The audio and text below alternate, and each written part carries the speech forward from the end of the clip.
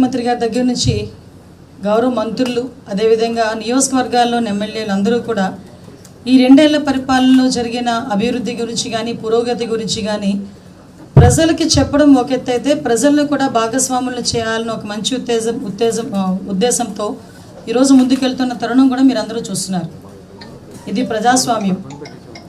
అటు ఏదో అంటారు కదా, 2 మంచి చెడు 2 కూడా ప్రజలు గమనిస్తూనే ఉంటారు, ప్రజలు చూస్తూనే ఉంటారు. ఈ 2 ఏళ్ల కాలంలోని ఒక మహిళగా అవనివ్వండి, ఒక రాష్ట్ర హోంమంత్రిగా అవనివ్వండి, ముందు రాజకీయాల్లో ఉన్న ఒక ప్రజాప్రతినిధిగా అవనివ్వండి, నాకులాగే చాలామంది ఇంక్లూడింగ్ మీరు కూడా ఈ 2 ఏళ్లలోని 2 వేరు రాజకీయ నడవడికలు కలిగిన వ్యక్తుల గురించి కూడా మీరు చూసుంటారు. ఒక పక్క చూస్తే ఒక విజనరీ నాయకుడు ఈ రాష్ట్రాన్ని, వెంటిలేటర్ మీద ఉన్న రాష్ట్రాన్ని ఎలాగోలాగా బాగు చేయాలని తపనతో సుమారుగా 24 గంటల దగ్గర 18 గంటల కష్టపడమే కాకుండా ఆయన బయటకు వచ్చి ఒక దేశం దాటి వెళితే పరిశ్రమలు వస్తున్నాయి, పెట్టుబడులు వస్తున్నాయి.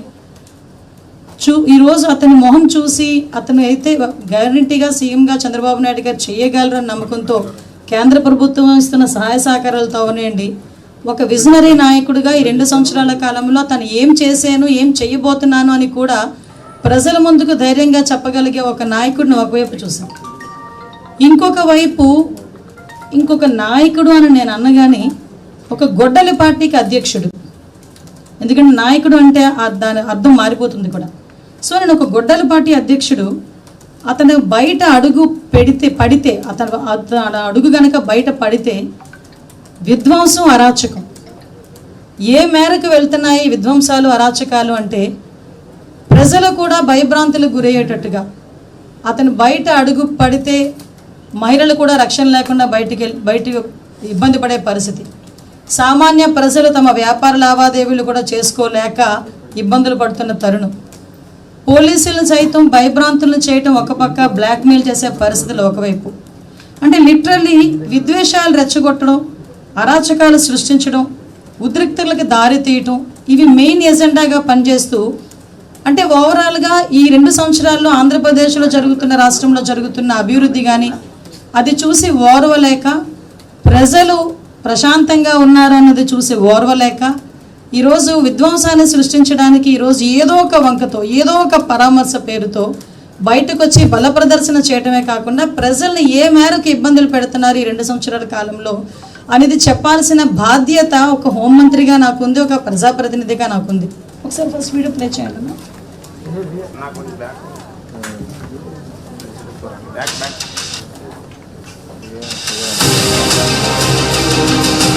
ఇది ఒకసారి చూడండి.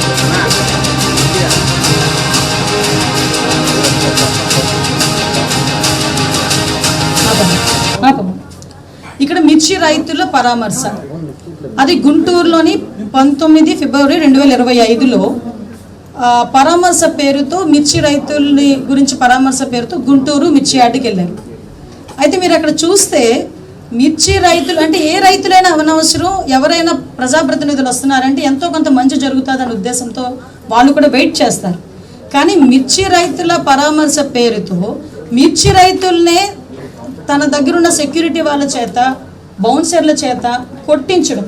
ఒక్కసారి బయటికి వెళ్తే ఒక్కసారి ప్లే చేయను, అక్కడ చూడండి మిర్చి రైతుల్ని కొట్టించిన పరిస్థితి ఒక్కసారి మనం చూడాలి. అదే కాకుండా అక్కడ టెక్కీల్ని కూడా దొంగతనం చేయటం, అంటే అంత దారుణమైన పరిస్థితి అండి.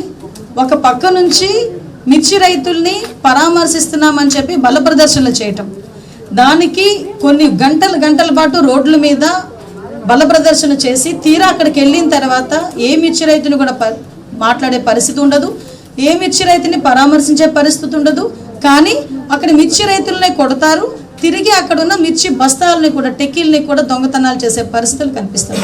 మీరు ఎటువంటి మెసేజ్ ఇద్దాం అనుకుంటున్నారు ప్రజలకి? ఇలాంటి పరామర్శల పేరు మీద ఎటువంటి మెసేజ్ ఇద్దాం అనుకుంటున్నారు? నెక్స్ట్ ఒకసారి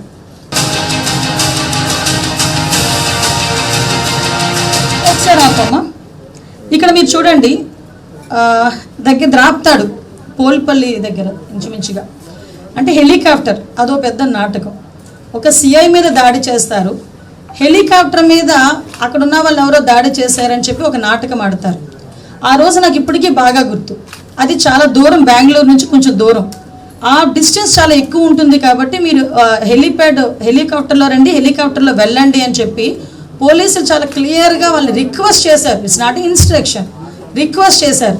రిక్వెస్ట్ చేస్తే హెలికాప్టర్లో వచ్చినట్టు వచ్చి హెలికాప్టర్ అక్కడ పెట్టి వాళ్ళ తాలూకా కార్యకర్తలతోనే ఆ హెలికాప్టర్ దగ్గర, నిజంగా ఒక హెలికాప్టర్ దగ్గర అంతమంది జనాలు ఉండొచ్చా అండి? ఒకసారి మీరే చూడండి ఒకసారి. ఇది మేము ఎస్టాబ్లిష్ చేయాలి, చూపించాలి, ప్రజలకి చూపించాలి వాళ్ళ తాలూకా నైజాన్ని. అంతమంది ఆ హెలికాప్టర్ దగ్గరికి వచ్చి వాళ్ళు నానా బీభత్సం సృష్టిస్తే మళ్ళా దాని పేరు మీద అక్కడి నుంచి బల ప్రదర్శనగా బెంగళూరు వెళ్ళిన పరిస్థితి.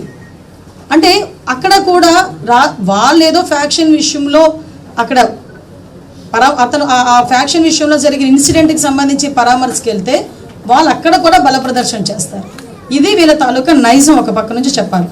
నెక్స్ట్ ఒక ఇన్సిడెంట్ ఇక్కడ చూస్తే మనకి పొగాకు రైతులు 11 జూన్ 2025 పొగాకు రైతులు పేరు మీద ఆ రోజు పరామర్శకి అని పేరు చెప్పి అక్కడ కూడా సేమ్ అదే పరిస్థితి, వాళ్ళు బల్ల ప్రదర్శన చేయటమే కాకుండా అక్కడ చూడండి రాళ్ళు, చెప్పులు, అక్కడ ఉన్న మహిళల మీద ఎలాగ దాడి చేస్తున్నారో ఒక్కసారి మీరు అబ్జర్వ్ చేయండి. అక్కడ పోలీసుల మీద దాడి చేస్తున్నారు, సామాన్య ప్రజల మీద దాడి చేస్తున్నారు. ఒక్కసారి ఆపమ్మా, అక్కడ ఒక్కసారి మీరందరూ చూడాలి, ఈరోజు ప్రజలందరూ చూడాలి, పత్రికా విలేకరులుగా మీరు కూడా చూడాలి. ఆ పొగాకు రైతులని పరామర్శిస్తానని చెప్పి ఆ పొగాకుని కాలితో అంతలాగా తొక్కుతూ ఉంటే కనీసం ఇది తప్పు అని చెప్పే పరిస్థితిలో కూడా ఆ గొడ్డలిపాటి అధ్యక్షుడు లేకపోవటం, ఇలాంటి నాయకత్వాలు ఉండటం నిజంగా ఆంధ్రప్రదేశ్ నిజంగా మనం చేసుకున్న దురదృష్టం అని అనుకోవాలి. ఆ పొగాకు రైతులు ఎంత బాధపడి పండిస్తే ఆ పంటను తీసుకొచ్చి కాలు కింద తొక్కుతూ అది ఎందుకు పనికి రాకుండా చేసిన పరిస్థితులు మనం గమనించాలి. పేరుకి పరామర్శ, బయటకు వస్తే మహిళల మీద విచక్షణారహితంగా రాళ్ళు రువ్వి దాడి చేసి అడ్డుపడిన పోలీసుల్ని సైతం లెక్క చేయకుండా దాడి చేశారంటే వీళ్ళ తాలూకా నైజాన్ని ప్రజలు కూడా అర్థం చేసుకోవాలని మీ అందరికీ కూడా నేను క్లియర్గా అందుకే ఒకసారి చూపిస్తున్నా. నెక్స్ట్ ఇక్కడ ఒకసారి ఆగాలి. ఇది తెనాలిలో ఒక గాంజా బ్యాచ్ రౌడీ షీటర్స్, వీళ్ళని పోలీసులు వాళ్ళ ట్రీట్మెంట్ వాళ్ళు చేస్తున్నారు. ఈ రోజుల్లోని గాంజా అన్నది, రౌడీ షీటర్లు అన్న వాళ్ళు ప్రజల్లోకి వచ్చి ఎంత హింసని ప్రేరేపిస్తున్నారో మీ అందరికీ కూడా తెలుసు. దాని మీదనే ఎన్డీఏ గవర్నమెంట్ వచ్చిన తర్వాత గాంజా మీద ఉక్కుపాదం మోపాలి అని చెప్పి సపరేట్గా ఒక ఈగల్ అని చెప్పి మేము స్థాపించి దాని ద్వారా గాంజా కల్టివేషన్ని జీరో చేసి గాంజాని అరికట్టే పొజిషన్స్లో ఈరోజు మేము దఫదఫాలుగా మేము ముందుకెళ్తూ ఉంటే, అలాంటి గాంజా తీసుకొని గాంజా బ్యాచ్ వాళ్ళని, రౌడీ షీటర్లని పరామర్శకని పేర్లు చెప్పి వాళ్ళని చిన్నపిల్లలు అని చెప్పి గాంజా బ్యాచ్ని ప్రోత్సహిస్తూ ఉంటే ఏం మెసేజ్ ఇస్తున్నారండి మీరు? నాకు అర్థం కావట్లేదు. ఎటువంటి మెసేజ్ ఇస్తున్నారు అంటే గాంజాలు తీసుకోండి, గాంజాలు తాగండి, రౌడీల్లా బయటకు తిరగండి, అమ్మాయిలు నేర్పించండి, ఆడబిడ్డలు నేర్పించండి అని చెప్పేసి మీరు చెప్తున్నారా? ఇదా మీరు ఇస్తున్న సందేశం? ఒక నాయకుడు అయ్యా అని మొన్నటి వరకు అనుకున్నాం, కానీ ఈరోజు నాయకుడు కాదు, కేవలం ఒక గొడ్డలి పార్టీకి అధ్యక్షుడిగా నువ్వు చేస్తున్న అరాచకాలు కానీ నువ్వు ఇస్తున్న మెసేజెస్ కానీ ఎలా ఉన్నాయి అన్నది చాలా క్లియర్గా చూపించే బాధ్యత కూడా మేము తీసుకోవాలి. ఈరోజు ఒక్కసారి చూడండి అక్కడ. నెక్స్ట్ ఇంకొకటి ఎందుకంటే నాకు అర్థం కాదు ఏంటంటే, ఎవరైనా ఏదైనా మంచిగా ఏదైనా జరిగితే అక్కడ పరామర్శకి, నిజంగా అన్యాయం జరిగితే పరామర్శకి వెళ్తారు. ఇక్కడ చూస్తే ఒక బెట్టింగ్లోని ఒక వ్యక్తి చనిపోయాడు.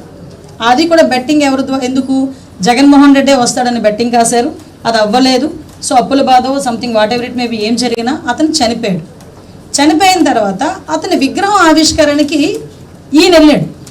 ఈయన వెళ్తున్న సమయంలో సుమారుగా కొన్ని గంటల పాటు జరుగుతున్న అతని ప్రయాణంలో బల ప్రదర్శనలో అతని సొంత కారు కింద పడే ఒక దళిత బిడ్డ సింగయ్య అనే వ్యక్తి నలిగిపోతుంటే కనీసం ఇంగితం లేకుండా, కనీసం సోయి లేకుండా అటువంటి వ్యక్తిని కనీసం అయ్యో మన కారు కిందన కాదు, మన ఎదురుగా ఉన్న కారు కిందన ఎవరైనా పడిపోతే ఆగి ఏం జరిగిందని చూసే మానవత్వం కలిగిన మనుషులు మనం. అటువంటి తన సొంత కారు కిందే తన సొంత కార్యకర్తే నలిగిపోతున్నా కూడా కనీసం ఆపకుండా అతను చేస్తున్న పరిస్థితి చూడండి. తిరిగి ఆ వ్యక్తిని తుప్పల్లో పడేసి తనకు సంబంధం లేనట్టు వెళ్ళిపోతే పోలీసులు చూసి హాస్పిటల్లో జాయిన్ చేస్తే అప్పటికే చనిపోయి నిర్ధారిస్తే మళ్ళా పైగా కుటుంబ సభ్యుల్ని తన ప్యాలెస్కి పిలిపించుకొని ప్రభుత్వం మీద బురద జల్లి పోలీసుల మీద బురద జల్లడానికి చేసిన ప్రయత్నం కూడా మీకు ఒకసారి మళ్ళీ గుర్తు చేస్తున్నాం.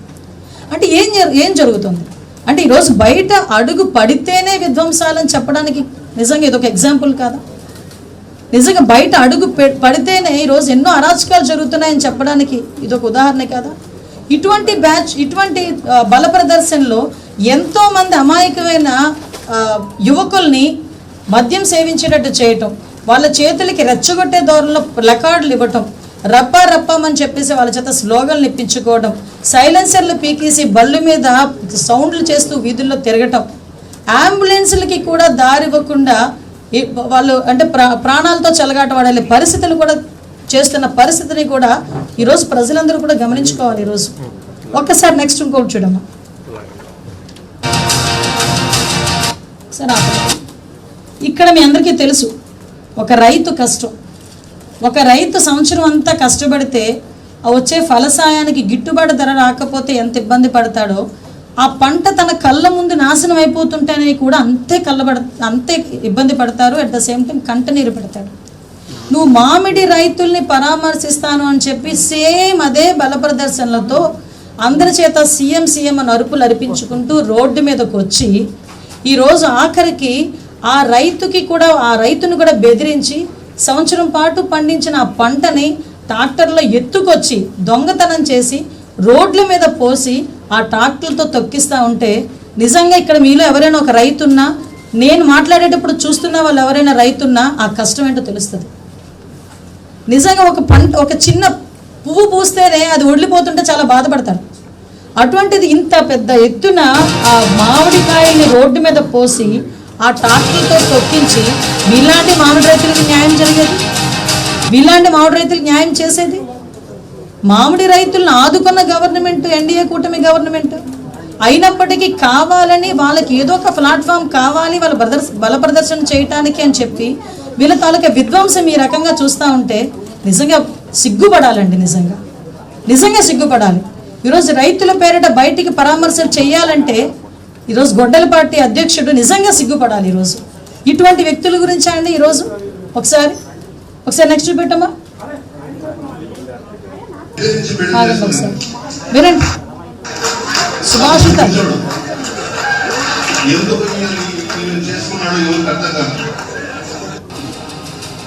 ఒక ప్రజాప్రతినిధి, మహిళా ప్రజాప్రతినిధి, ఆవిడ ఒక సిట్టింగ్ ఎమ్మెల్యేని నోటికి వచ్చినట్టు బూతులు తిడితే కేసులు పెట్టమా అండి?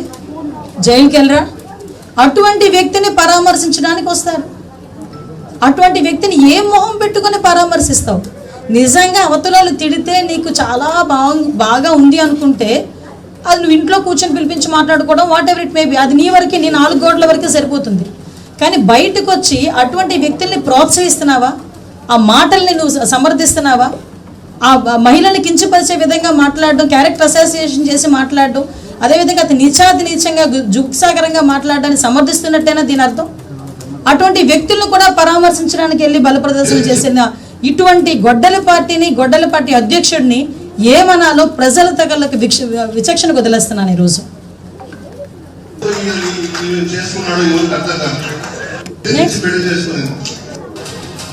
ఇక్కడ మీరు అతగాడు ఏం మాట్లాడాడో కూడా మీకు తెలుసు. సాక్షాత్తు గౌరవ ముఖ్యమంత్రి నారా చంద్రబాబు నాయుడు గారి గురించి నడి రోడ్డు మీద నోటికి వచ్చినట్టు బూతులు మాట్లాడితే మేము కేసులు పెట్టకుండా ఉండాలండి? మాట్లాడితే వాళ్ళు చేసే తప్పులన్నీ వాళ్ళు చేస్తారు, వాళ్ళు మాట్లాడాల్సిన విచక్షణ లేని మాటలన్నీ మాట్లాడతారు, బూతులన్నీ తిడతారు, మళ్ళీ బయటకు వచ్చి మమ్మల్ని రాజకీయ కక్షతో మమ్మల్ని అరెస్ట్ చేశారని మాట్లాడతారు. సిగ్గనిపించట్లేదా? నిజంగా మీకైనా ఒకసారి ఆలోచనకు చేసే జ్ఞానం ఉందా? మీ కుటుంబ సభ్యులైనా ఇటువంటి మాటలు సమర్థిస్తారా? అటువంటి వ్యక్తిని వెళ్ళి ఈరోజు పరామర్శించడానికి గొడ్డలపాటి అధ్యక్షుడు పోతాడు అంటే ఒక నాయకుడు హోదాలో ఉన్నవాడు ఒక మాట చెప్పినా, ఒక పని చేసినా నలుగురికి ఆదర్శంగా ఉండాలి అనుకుంటాం. కానీ ఈయన ఎటువంటి మెసేజ్ ఇస్తున్నారు? ఒక పక్క ఆడబిడ్డల గురించి నీచంగా మాట్లాడే సమర్థిస్తాడు, వెళ్ళి ఒక బూతులు మాట్లాడే వాళ్ళని సమర్థించి వాళ్ళకి వెళ్ళి పరామర్శలు చేస్తాడు. అక్కడ కూడా ఎన్ని గంటలు పట్టిందో మీ అందరికీ తెలుసు. ఆ దారి పొడిని ఇక్కడ నుంచి తాడేపల్లి అతని ఇంటి దగ్గర నుంచి గుంటూరు వెళ్ళేదానికి ఎన్ని గంటలు పట్టిందో మీ అందరికీ తెలుసు. ఎంత బల ప్రదర్శన చేశాడో మీ అందరికీ తెలుసు. నెక్స్ట్ చూడండి వాళ్ళ తాలూకా. ఆగండి అమ్మ. అతగాడు మాట్లాడి సమర్థిస్తున్నది ఎవరినో తెలుసా? సాక్షాత్తు కల్తీ మద్యం కేసులో నిందితుడు. ఒక కల్తీ మద్యం కేసులో నిందితుడిని పరామర్శించడానికి వెళ్ళి అటువంటి వ్యక్తిని పక్కన కూర్చోబెట్టుకొని పక్కన నుంచోబెట్టుకొని అతను ఏదో వీరుడు సూర్యుడు అన్నట్టు మాట్లాడటమే కాకుండా సేమ్ బల ప్రదర్శన.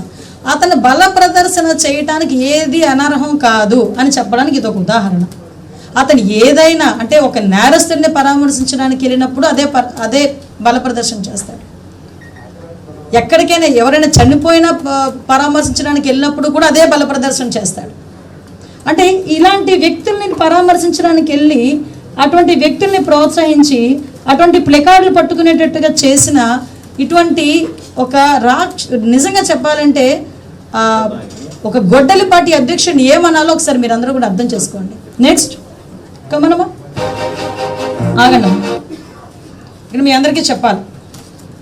మొన్న రీసెంట్గా తెలుసు మీ అందరికీ కూడా, మొన్న సిదిరి అప్పలరాజు ఎక్స్ మినిస్టర్ వాళ్ళ అబ్బాయి ఒక యాక్సిడెంట్ చేసి దానయ్య అని ఒక గొర్రెల కాపరిని యాక్సిడెంట్లో అతను చనిపోయాడు. ఆ కొడుకుని రక్షించుకోవాలన్న తపనతో వేరే వ్యక్తిని అక్కడ పెట్టి పోలీసులను కూడా మభ్యపెట్టిన కారణంగా అతని మీద కేసు పెడితే చనిపోయిన వారి ఇంటికి వెళ్ళి వీళ్ళు పరామర్శించరండి. ఎవరైతే చంపారో, ఎవరి వల్ల అయితే యాక్సిడెంట్ జరిగిందో, ఎవరైతే కేసుని కొంచెం అంటే దాన్ని తప్పుడు దోవ పట్టించడానికి ప్రయత్నం చేశారో అతన్ని పరామర్శించాలనే నెపంతో బల ప్రదర్శన చేయటం ఒక ఎత్తు అయితే, ఈరోజు ఇక్కడ ప్రతి ఒక్క ఆడబిడ్డే కాదండి, ఇక్కడ కూర్చున్న ప్రతి ఒక్కరు కూడా ఆలోచన చేసుకోవాలి. ఒక మహిళా ఎస్ఐ డ్యూటీలో ఉంది, తన పని తను చేసుకుంటుంది. లా అండ్ ఆర్డర్ విషయంలో ఎక్కడా కూడా రాజీ పడే ప్రసక్తి లేదు, చాలా మంచి పిల్ల. అటువంటి అమ్మాయి తన విధి నిర్వహణలో జస్ట్ ఒక్కసారి వచ్చి మీరు ఆగండి అని చెప్పిన పాపానికి ఏ రకంగా అమ్మాయిని చుట్టుముట్టి ఆ అమ్మాయి మీద అసభ్యకరంగా చేతులు వేసి ఒక మహిళా పోలీస్ అండి, ఒక మహిళా పోలీస్. ఇక్కడున్న ప్రతి ఒక్కరు, నేను ఎందుకు ఈ మాట పర్టికులర్గా చెప్తున్నానంటే మీలాగే ఇక్కడ కూర్చున్న చాలామంది మహిళా జర్నలిస్టులు నాకు మెసేజ్ పెట్టారు, అక్క మహిళా ఎస్ఐ మీద ఎలా జరిగితే రేపు పొద్దున మీరందరూ ఉన్నారని మేము బయటకు వచ్చి జర్నలిజం చేసుకుంటున్నాం, మా పరిస్థితి ఏంటి రేపు పొద్దున మా ఒంటి మీద చేయి పడితే అని వాళ్ళు క్వశ్చన్ చేస్తూ ఉంటే ఎస్ ఒకసారి కనీసం తర్వాత వాళ్ళు ఎలాంటి కవరప్లు ఇచ్చుకున్నారో మీకు తెలుసు. ఆ అమ్మాయికి ఏదో ఒంట్లో బాలేదని పక్కకి తీసుకెళ్లే పద్ధతి అదా అండి? ఒక్కసారి పక్కకి తీసుకెళ్లే పద్ధతి అదా? ఇక్కడున్న ఎవరైనా సమర్థిస్తారా? టీవీల ముందు కూర్చొని చూస్తే ఎవరైనా సమర్థిస్తారా? ఇటువంటి రాజకీయాల్ని, ఇటువంటి వ్యక్తులను సమర్థిస్తారా? కనీసం బయటకు వచ్చి కనీసం ఒక్క మాట అక్కడ ఆ అమ్మాయి గురించి కానీ అటువంటి చేయడం తప్పు అని కూడా చెయ్యలేని పొజిషన్లో గొడ్డలపాటి అధ్యక్షుడు ఉన్నాడా? ఒక్కసారి ఆలోచించాలి. అంటే ఇలాంటివి ఎన్నో ఇష్యూస్ మేమందరం కూడా ఈ రోజు మేము చూస్తుంటే నిన్న మీ అందరికీ తెలుసు, ఒక రోజున జోగి రమేష్ ని పరామర్శించే పేరుతో జగన్మోహన్ రెడ్డి గారు చేస్తున్న ఈ అరాచకం చూస్తుంటే, ఇంతకు ముందు మీరు నిన్నటిది మీ అందరికీ తెలుసు, అక్కడ పొగాకు రైతుల్ని పరామర్శించాలి అని చెప్పేసి వెళ్ళారు. అంటే పొగాకు రైతుల్ని పరామర్శిస్తే డైరెక్ట్గా మార్కెట్ యార్డ్కి వెళ్తావు, అక్కడ రైతులతో కూర్చోబెడతావు, మాట్లాడతావు, నీ కష్టం ఏంటని అడుగుతావు, బయటకు వస్తావు. అంతేగాని నీ నాయకులు రోడ్ల మీద రోడ్డు మీద కూర్చొని మందు తాగుతా, పెద్ద పెద్ద బాటిల్తో రోడ్ల మీద మందు తాగుతారు. అక్కడ మందుల షాపులో ఫుల్గా మందులు తాగడం, బయటికి రావటం, రప్పారప్పం అని అరవటం, సీఎం అని అరవటం, బయటకు వచ్చి రోజు అంటే రోజు ఆ ఇడ్లీ పాత్ర లేకపోతే ఆ టిఫిన్ కూడా నడుపుతేనే కానీ పూట గడవని ఒక లేడీకి సంబంధించిన షాపుని ఏ రకంగా ధ్వంసం చేశారో ఆవిడే బయటకు వచ్చి మాట్లాడే పరిస్థితి కనిపిస్తూ ఉంది. అంటే ఎటువంటి సందేశాలు ఇద్దాం అనుకుంటున్నారు? కనీసం ఆవిడ గురించి ఎవరు కూడా ప్రస్తావించరు, మాట్లాడరు. ఇప్పుడు ఆవిడకి జరిగిన నష్టం, అందులోనే ఆవిడ కూడా వైఎస్ఆర్సీపీ సింపథైజర్ మీద అన్నారు. చూడండి ఒకసారి.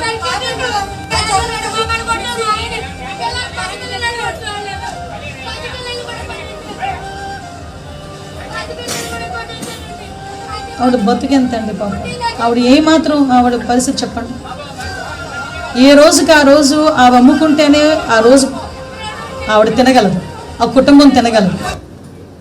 విచక్షణ రహితంగా దాడి చేయటం ఒక ఎత్తు. చూడండి, దేవతామూర్తుల ఫోటోలు కూడా కాలుకేసి కొట్టి తొక్కడం.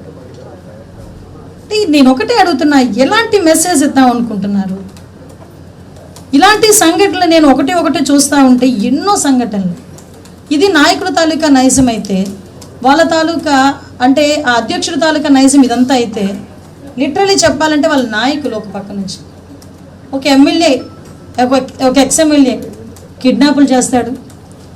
ఇంకొక ఎమ్మెల్యే డైరెక్ట్గా దళితుల ఇంట్లోకి వెళ్ళి దళితుల ఇంట్ల మీద దాడి చేసి వాళ్ళ కొడుకుతో సైతం వెళ్ళి దాడి చేసి అక్కడున్న మహిళల తాలూకా బట్టలు చింపుతాడు. బయటకు వస్తే నీచంగా మాట్లాడే పరిస్థితులు ఒకటి ఉన్నాయి.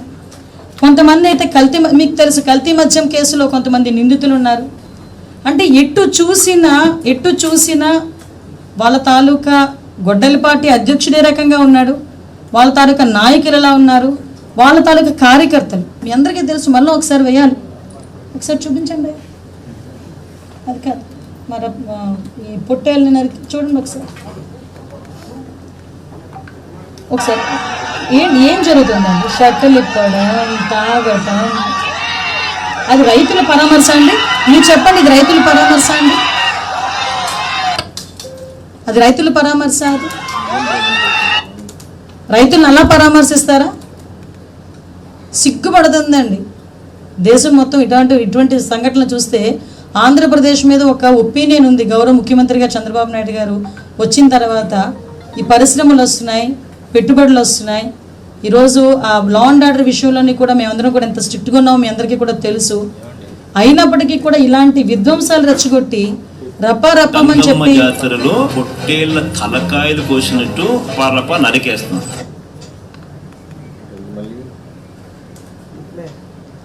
ఒకడేమో బయటకు వస్తాడు, బొట్టనవేలు రక్తం కోసుకుంటాడు, జగన్మోహన్ రెడ్డి ఫోటోకి గొడ్డలిపాటి అధ్యక్షుడి ఫోటోకి బొట్లు పెడతాడు. ఇంకొకడు వస్తాడు, పెద్ద కేక్ పెడతాడు పుట్టినరోజు అని. మామూలు కత్తులు, ప్లాస్టిక్ కత్తులు పనికిరావు వాళ్ళకి, పెద్ద పెద్ద తల్వార్లు కావాలి. ఆ తల్వార్లతో గుచ్చుతారు, కట్ చేస్తారు. ఇంకా వాళ్ళకి ఆశ తీరినట్టుగా పొట్టేళ్ళని అక్కడే నరుగుతారు. ఆ రక్తం తీసుకెళ్లి ఫ్లెక్సీల మీద వేస్తారు. ఫ్లెక్సీలు ఏమో రచ్చగొట్టే దూరంలో ఫ్లెక్సీలు పెడతారు. ఆ నీచంగా మాట్లాడటం.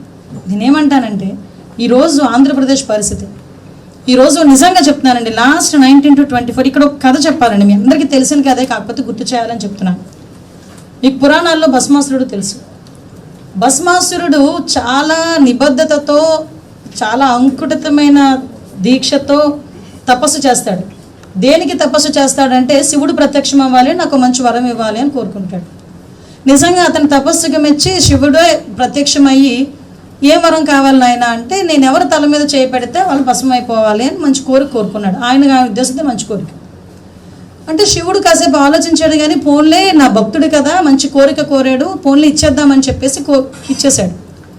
ఆ వరం తీసుకున్న తర్వాత అతనికి అహంకారం ఎక్కువైపోయింది. ఎందుకు, నన్ను మించినోడు ఎవడూ లేడు, నేను ఎవడు తల మీద చేయి పెడతాడు చచ్చిపోతాడు, కాబట్టి నన్ను మించినోడు ఎవడూ లేడని అహంకారం తలకెక్కి ఏకంగా ఎవరి తల మీద చేయి పెడదాం అనుకున్నాడు. ఎవరైతే వరం ఇచ్చారో ఆ శివుడు తల మీద చేపెట్టి శివుడిని అంతం చేద్దాం అనుకున్నాడు. ఆఖరికి శివుడు ఏం చేశాడు, ఇలాంటి అహంకారులందరికీ కూడా ఇక్కడ ఉండకూడదని చెప్పి అతని తల మీద అతనే తల పెట్టుకునేటట్టుగా చేసి అతని నాశనాన్ని అతనే తినుకొని తీసుకొచ్చేటట్టుగా శివయ్య చేశాడు. దీన్ని బట్టి అర్థమైందండి నేను ఏం చెప్పబోతున్నాను, ఏం చెప్తున్నాను అర్థమైందా? 2019 నుంచి 24 వరకు ఒక్క ఛాన్స్ అని చెప్పి ప్రజల చుట్టూ తిరిగి ఆ ప్రజలు ఓకే అని చెప్పి 151 సీట్లు ఇస్తే ఆ రోజు అదే అరాచకం, ఆ రోజు అదే విధ్వంసం. ఆ రోజు ప్రజలు ఎవరు కూడా శుక్రవారం శనివారం వచ్చిందంటే ఏ గోడ కూలుస్తారో తెలియదు, ఏ పోలీసులు వచ్చి తీసుకెళ్తారో తెలియదు, ఎవరిని అరెస్ట్ చేస్తారో తెలియదు, ఎవరి మీద దాడి చేస్తారో తెలియదు, ఏ మహిళ మీద అత్యాచారాలు చేస్తారో తెలియదు, ఎవరిని బూతులు తిడతారో తెలియదు. 5 సంవత్సరాలు బిక్కుమంటూ బతికి ఒక్కసారిగా 2024 ఎలక్షన్లో ప్రజలందరూ కూడా ఎన్డీఏ కూటమి గవర్నమెంట్ని ఈరోజు వాళ్ళు ఆశీర్వదించి 164 సీట్లు మాకు ఇచ్చి కూర్చోబెట్టిన తర్వాత ఈరోజు మేము ఆ రోజు ఎన్డీఏ కూటమి గవర్నమెంట్ ప్రమాణ స్వీకారం చేసిన దగ్గర నుంచి కూడా ఈ రోజు వరకు మేము చెప్పుకోవడానికి నిజంగా పేజీలు సరిపోవండి. ఈరోజు అమరావతి నిర్మాణం కానీ, పోలవరం నిర్మాణం కానీ, భోగాపురం ఎయిర్పోర్ట్ కానీ, ఒక పక్క నుంచి ఎన్నో పరిశ్రమలు పెట్టుబడులు తీసుకురావటం కానీ, ఉద్యోగ కల్పనలు కానీ, డిఎస్సి ఇవ్వటం కానీ, కానిస్టేబుల్ పోస్ట్ రిక్రూట్మెంట్ కానీ, ఈరోజు అన్ని చాలా ఇష్యూస్లో ఈరోజు పురోగతి మీద మేము ముందుకు తీసుకెళ్తా ఉంటే దాన్ని చూడలేక కనీసం బుద్ధి రావాలి ఎవరికైనా. అంటే చాలామంది ప్రజల మ్యాండేట్ని ఏం చూసుకుంటారంటే మనం ఏం తప్పులు చేసామన్నది ముందుకు చెక్ చేసుకుంటారు. కానీ ఆ చెకింగ్ అనేది ఎక్కడ కూడా లేకుండా ఈ గొడ్డలిపాటి అధ్యక్షుడు మళ్ళా తిరిగి అదే సేమ్ నైజాన్ని ఈరోజు ప్రయోగించడం. అతని వెనకాతలు ఏంటి ట్యాగ్ అంటే ఒక గొడ్డలిపాటి, ఒక పార్టీ ఉంది, ఆ పార్టీ అధ్యక్షుడు అన్న ఒకే ఒక కారణంతో ఈరోజు బల ప్రదర్శన చేసే పరిస్థితుల్లో ఈరోజు ఎక్కడికి వచ్చినా విధ్వంసాలు సృష్టించడం, ఉద్రేకాలను ప్రేరేపించడం, అరాచకాలు సృష్టించడం చేస్తూ ఉంటే మేము చూస్తూ ఊరుకోవాలా? ఈరోజు మేము చర్యలు తీసుకుంటా ఉంటే ఎవరో సైడ్ ఒక మనిషి బయటకు వస్తాడు, రెడ్ బుక్ రాజ్యాంగం, రెడ్ బుక్ రాజ్యాంగం. చట్టం తన పని తను చేసుకెళ్తుంది. ఇది రెడ్ బుక్ రాజ్యాంగం కాదు, ఇది ప్రజాస్వామ్యం, అంబేద్కర్ రాసిన రాజ్యాంగం. అంబేద్కర్ రాసిన రాజ్యాంగాన్ని అనుసరించే ఈరోజు మేము ఏదైనా చర్యలు తీసుకుంటున్నామంటే మేము తీసుకుంటున్నాం. దీనికి వాళ్ళకి నచ్చక విద్వేషాలు సృష్టించడం. ఇన్ని పరిశ్రమలు వస్తున్నాయి, ఇన్ని పెట్టుబడులు వస్తున్నాయి. ఈరోజు నిజంగా గుండెల మీద చేసుకొని చెప్పమానండి, ఆంధ్రప్రదేశ్ ప్రజలు వాళ్ళు ప్రశాంతంగా ఉన్నారా లేదా? ఈరోజు నిజంగా వాళ్ళందరినీ కూడా నేను డైరెక్ట్గా అప్పీల్ అడుగుతున్న ప్రజల్ని, ఈ 2 సంవత్సరాల కాలంలో మీరు ప్రశాంతంగా ఉన్నారు? ఈ 2 సంవత్సరాల కాలంలో అనేకమైన పరిశ్రమలు వచ్చినాయి, అనేకమైన పెట్టుబడులు వచ్చినాయి, ఉద్యోగ అవకాశాలు కల్పిస్తున్నారు. ఈరోజు గాంజాని కల్టివేషన్ మేము తగ్గించాము, నిర్మూలించాము. గాంజా కన్జంప్షన్ కూడా దఫలవారీగా తగ్గిస్తున్నాము. డ్రగ్స్ మీద మేము ఉక్కుపాదం మోపుతున్నాము, రౌడీయిజం మీద ఉక్కుపాదం మోపుతున్నాము. ఎట్టి పరిస్థితుల్లోని కూడా ఈ మధ్య మీరు చూసుకుంటే ఎన్ని పరిశ్రమలు వచ్చినాయి, ఎన్ని పెట్టుబడులు వచ్చినాయి, ఎన్ని ఉద్యోగ అవకాశాలు వచ్చినాయి, ఎంత టూరిజం పెరిగింది. ఇవన్నీ జరుగుతున్నాయంటే కేవలం ఒకే ఒక కారణం, లా అండ్ ఆర్డర్ ఇక్కడ పర్ఫెక్ట్గా పనిచేస్తుంది. ఇంతకు ముందులాగే 2 సంవత్సరాల్లో గోడలు కూర్చే పరిస్థితులు లేవు. ఇంతకు ముందులాగే 2 సంవత్సరాల్లో అరెస్టులు చేసే పరిస్థితి లేవు. మేము ఆ గొడ్డల పార్టీ నాయకులనే హౌస్ అరెస్టులు చేయట్లేదండి, వాళ్ళ ఇంట్ల ముందే మేము పోలీసులను పెట్టట్లేదు. అంటే ఒక ప్రజాస్వామ్యబద్ధంగా మేము చేస్తున్న పనిని సైతం వీళ్ళు దాన్ని ఒక అంటే వాళ్ళ నైజంలో భావించుకొని ఈరోజు వాళ్ళు ప్రవర్తిస్తున్న తీరు